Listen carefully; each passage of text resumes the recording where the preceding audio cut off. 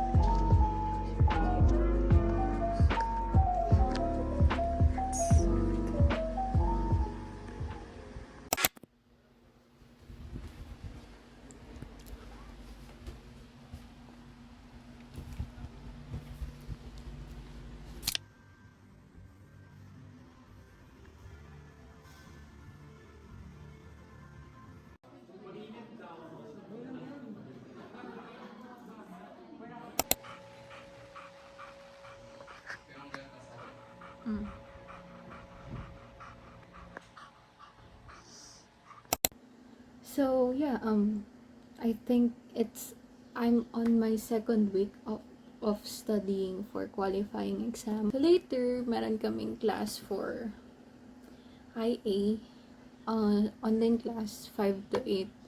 Actually, if I'm gonna be honest, sobrang nagsastruggle ako sa IA ngayon. Sa sobrang bilis ng pacing, hindi ako maka-keep up. Sobrang alam ko sa sarili ko, sobrang behind na ako. And nagre-review pa for quali. So, yeah, sobrang hirap talaga mag-keep up.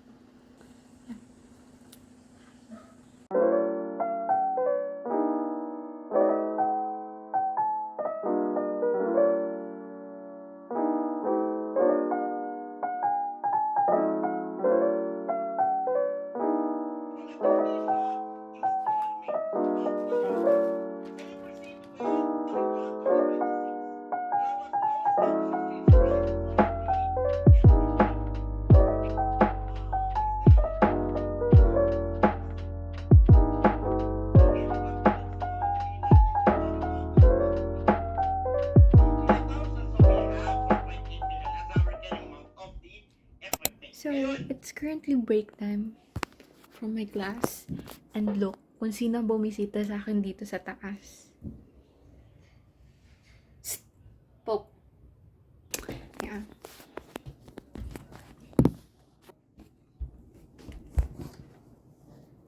Usually kasi umaakit naman talaga siya. Pero around 8 o'clock pa. So, nagulat ako na umakit siya ng maaga ngayon. Ayan.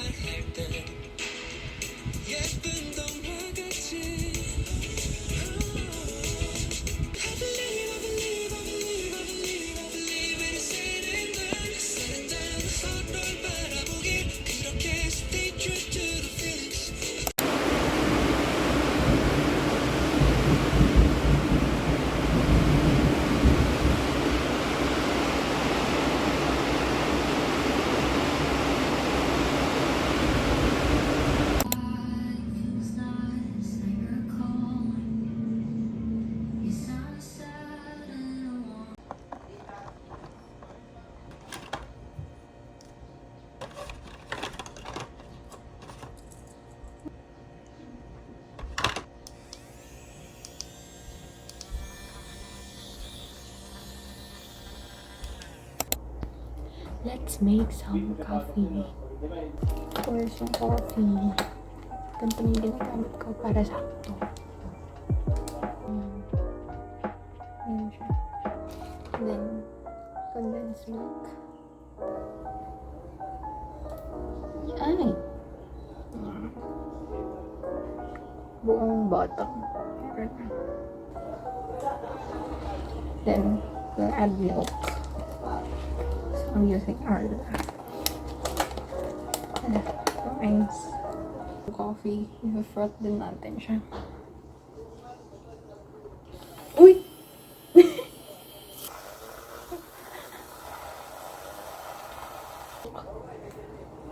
Ito nyo. Kamay ko. Puro siya coffee. Mimili pa ng buhati.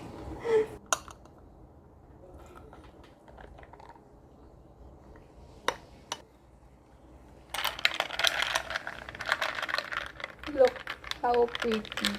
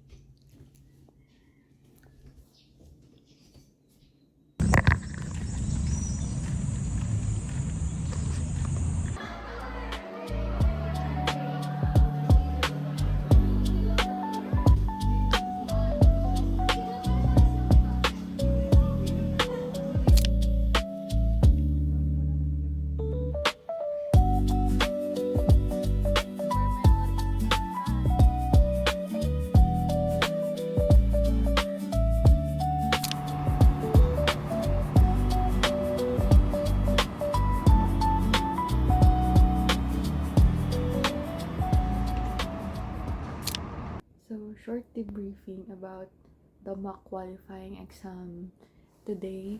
So, mukha akong pagod because I really am. Kasi, imagine, 8 to 12 yung mock quali. So, bale, 3 hours yung actual exam. Magkakahiwala yun kasi 3 subject and then may 30 minutes break in between each subject. So, around 12:30 to 12:45 na natapos yung mock quali kanina. And it was really, really hard. Sobrang hirap niya. Although, alam ko naman sa sarili ko na hindi pa ako tapos mag-review. And there are a lot of stuffs that I'm not familiar with yet. But, ang masasabi ko lang is, I think I did pretty well. And I did pretty bad sa mock quali kanina. Because it was really, really, really hard. As in, alam ko naman na-familiarize ko na yung sarili ko sa mga topic. But, ang dami pa din mga topics na sobrang hirap, sobrang complicated. And, nag-struggle talaga ako. I think I need to study even more para makapasa for the quali exam on Thursday next week, because currently it's May 20 and sa May 28 na yung qualifying exam. So, if I'm not mistaken, 8 days or 7 days to go before the quali exam. And then, what made things worse is nung pauwi na ako, which is sobrang traffic talaga, as in. And that really stressed me out. Yeah.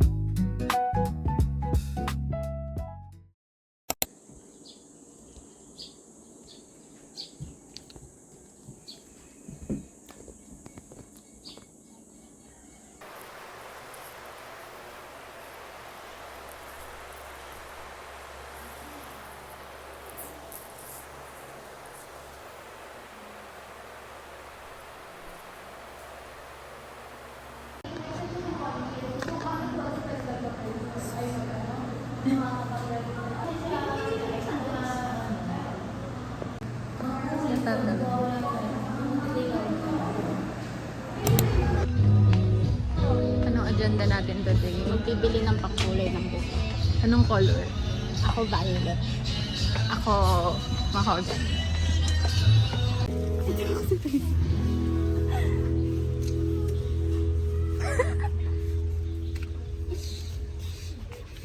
Today is the last Sunday bago mag-quali. So, today is May 24. And sa May 28 na kami magka-quali. So, ilang araw na lang. Isang topic na lang yung kailangan kong aralin. Then, after nun, good to go. And yeah, yung last topic ko is actually the topic na nag-struggle ako nung first sem, nung tinitake namin tong subject na to. So, sobra talaga ako nahirapan dun sa last topic na yun, which is financial statement analysis.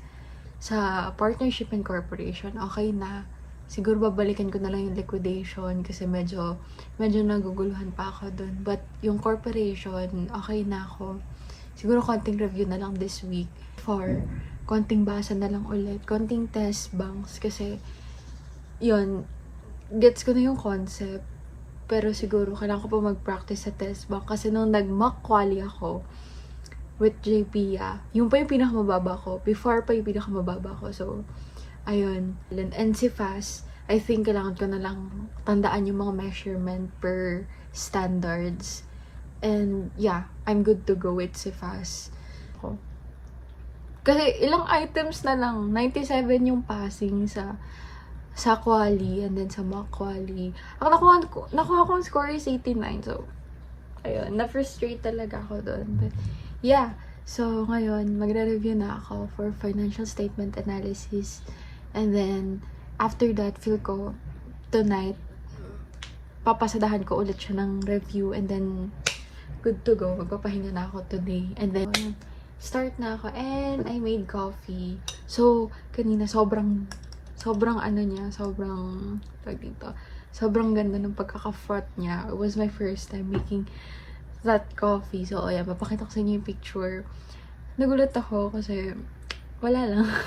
First time ko lang gumawa ng coffee na ganun kaganda yung frot. So, bye-bye!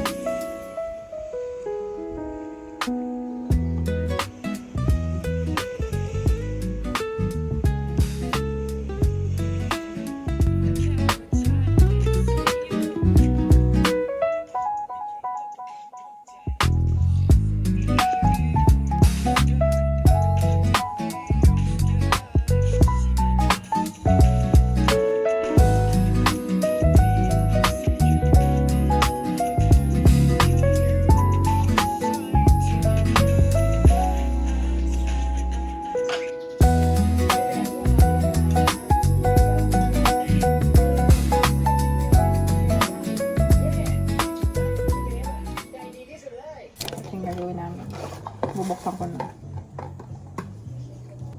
Paano ba ito? Tama ba? Naka-gloves na. Okay lang, hindi pa. Eh, Guys, ayan na siya. hindi ko na ma-push. Tigilan mo na. Tap. Ayan guys. Parang akong gumagawa ng shape. Tapos tingnan niyo yung lalagyan na Sa time-lapse. Good. Ay, siya na kaya ko layan. Alright. Tapos, parang medyo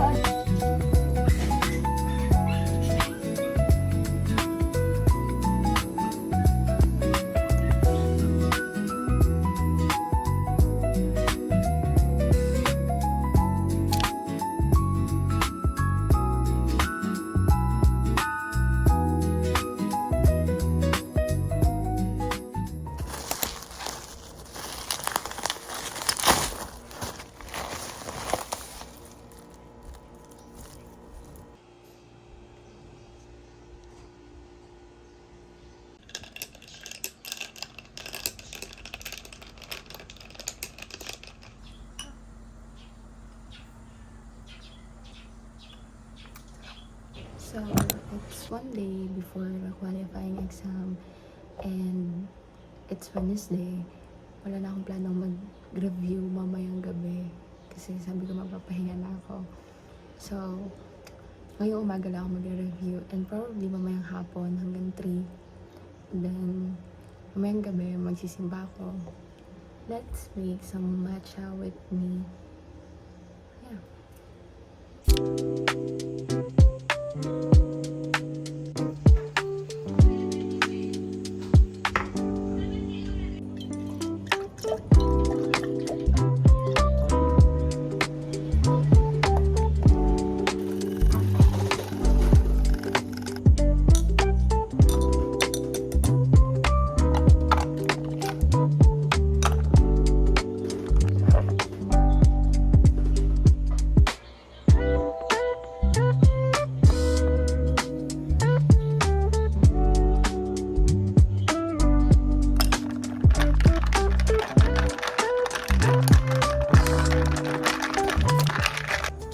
Lahat to, isang subject lang to. And ganyan siya ako.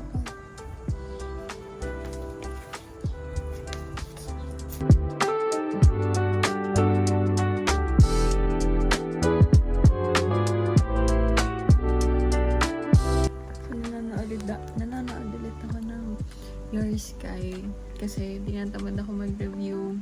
And look, kung sino yung nag-appear. Sana yung nakikita niyo siya. Sa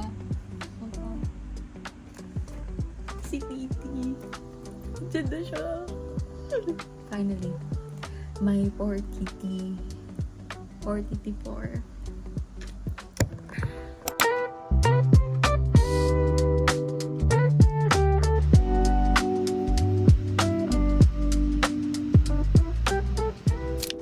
So, I just got home from church since nagsimba ako today. It's the night before the quali exam and kinakabahan pa rin talaga ako. Like, super kinakabahan pa rin. Pero, nung nagsimba ako, it really helped na mais yung anxiety na nararamdaman ko. And with all the support na natatanggap ko from everyone, sa lahat ng kakilala ko, nakakagaan siya sa loob ko. And yes, sobrang thankful ako sa lahat ng nag-chat, nag-good luck sa akin. And ayun, ayokong idagdag sa isipin ko na pag bumagsak ako, madidisappoint sila. No, so I'd like to think na I'm doing this for myself. So no matter what the result may be, alam ko sa sarili ko na I did my best and that's what matters. So, ayun. Kung ano man yung maging result bukas, which hopefully, sana in favor siya sa akin and sana pumasa ako. Well, yun yung hinahope ko. Pero if ano man yung maging result, let's just wait and see. Alam ko namang ibibigay ko yung best ko. So, yun. That's what matters.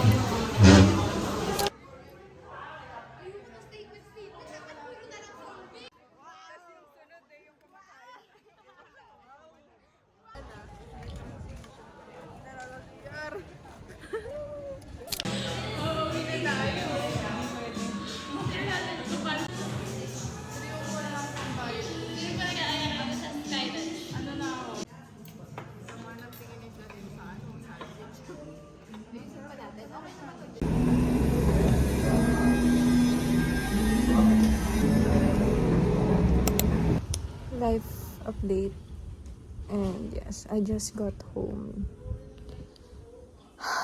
Grabe. This is my actual state right now. Kasi, sobrang init, sobrang pagod, sobrang drain, sobrang inaantok. But yeah, at least tapos na. Nanginginig ako. Nagsenda sila ng resort. Nanginginig ako, like,